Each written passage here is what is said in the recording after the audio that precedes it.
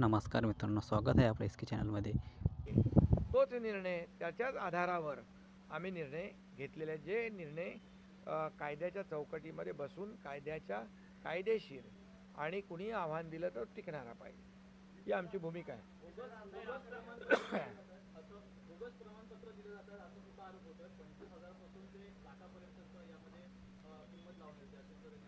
यामध्ये मी आपल्याला एवढंच सांगतो की कुठल्याही प्रकारे कुठलेही प्रमाणपत्र बोगस असतील, ते कुठल्याही जातीचे असतील, तर बोगस प्रमाणपत्राची चौकशी होईल. आणि बोगस प्रमाणपत्र याच्यामध्ये कायद्यामध्ये आहे की बोगस प्रमाणपत्र खोटे पुरावे देऊन घेणाराही दोषी आहे आणि देणाराही दोषी आहे. त्यामुळे कुणावरही अन्याय होणार नाही. आणि अशा प्रकारचं चुकीचं बोगस काही काम झालं असेल तर त्याची चौकशी होऊन कारवाई.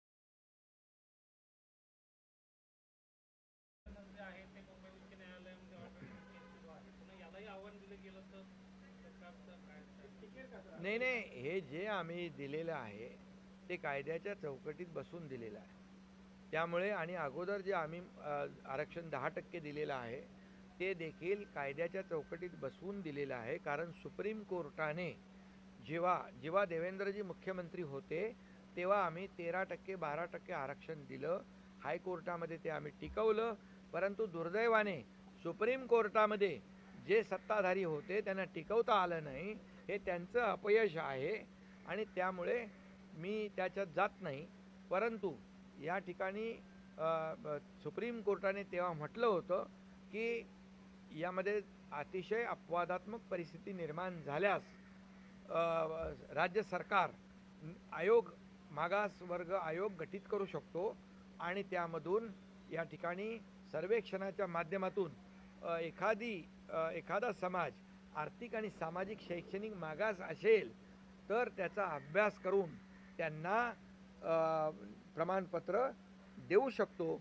अशा प्रकारचं सुप्रीम कोर्टाचं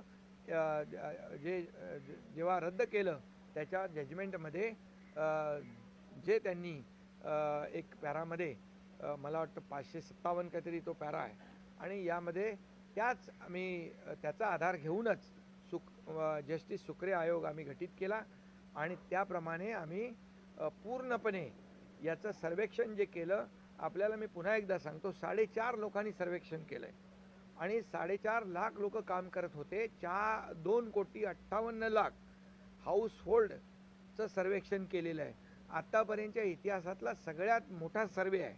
आणि त्यामुळे मराठा समाज मागास कसा आहे, आत्महत्याग्रस्त शेतकरी किती टक्के, यामध्ये माथाडी कामगार, मोलमजुरी करणाऱ्या घरकाम करणाऱ्या आमच्या भगिनी, त्याचबरोबर डबेवाले, ऊसतोड कामगार, हे सगळे लोक त्याच्यामध्ये आहेत.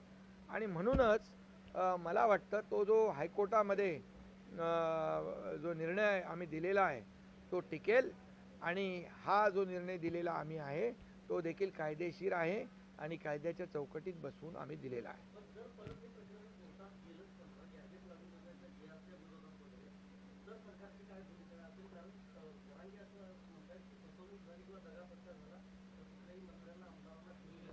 नाही, परंतु असं मी आपल्याला सांगतो, जी आर जो काढलेला आहे हा जी आर कायद्याच्या चौकटीत बसणारा आहे, नियमामध्ये बसणारा आहे.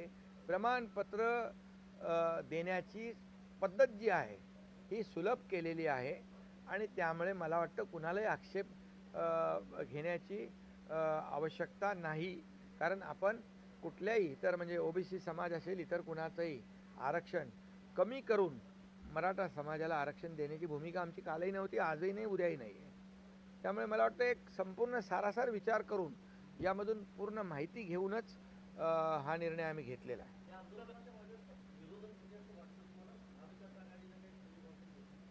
आता त्याच्यामध्ये मी जात नाही. विरोधी पक्ष नेहमी विरोध करत असतात आणि बघत असतात सरकार कुठं अडचणीत येतं का. परंतु